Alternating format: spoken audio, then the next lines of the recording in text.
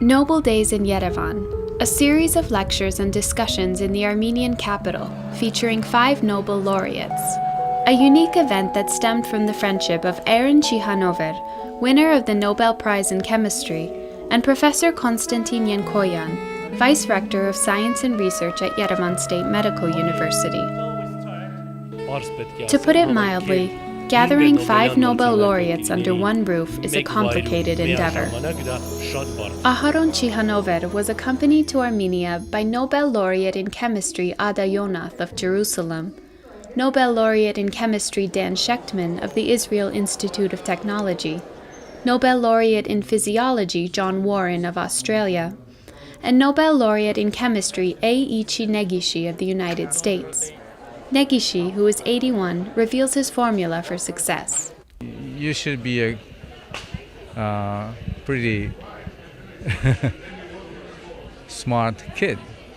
I never studied in elementary school, but I was always the best student. I think it is important that you can learn quickly. And I studied, of course, I studied in school, right? But when I said I never studied, I should have said outside classroom. But it didn't continue like that. Arguably, that's the best school in Japan, one of the best in the world, probably. Then I realized that it's not enough. I need to study.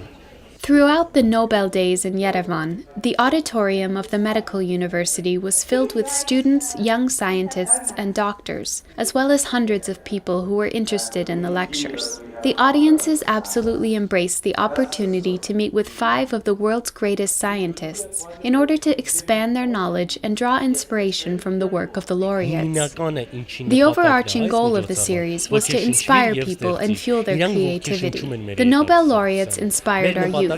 Our objective is to foster a scientific atmosphere, a scientific environment. How do you make it? Start early. How early? Start in the kindergartens, when children are very small. Start teaching them science, make them love science. And then make sure that when they go to primary school and high school, they study high-level mathematics, high-level physics, biology, chemistry, and English. If you don't speak English, there's no chance that you can succeed in science. Science is international. The most important thing that we learned from the lectures is that first and foremost, we must become accomplished specialists in our particular fields. Because if you're not a specialist, if you don't have confidence in your knowledge, you can't say anything new, anything that would question common perceptions. In other words, you can't become an innovator.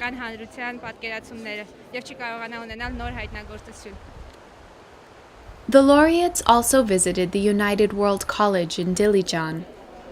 During an event attended by students and teachers, they spoke of their countries, childhoods, and schools, and touched on the various difficulties they once faced on the path to success. You are poor, you don't have natural resources. Until recently, we didn't have any. We had only our brains. We really pushed education very much, and entrepreneurship and high-tech industry. And I think that in that respect, Armenia is a little bit behind. So if you push the talents of your people, and your people are really great entrepreneurs, look at the success of your diaspora. You have a huge diaspora. People are very successful. So you know how to do it. But you need the government to push it a little bit.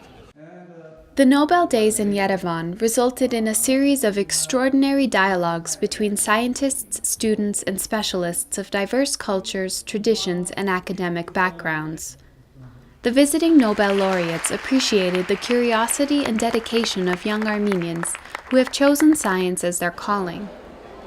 Well, my impression of Armenia is that the country is very pretty, and we've met a lot of Armenian people, and they're very friendly, very nice. I think they eat the wrong foods. There are too many fast foods, and I gather you haven't got McDonald's here yet. But as long as you're cooking your own food, you'll be okay. By itself, the fact is really very impressive that the people with their world names come to Armenia. and also that it happened despite all their situation around Karabakh. I think it's from their own, it's like an act of support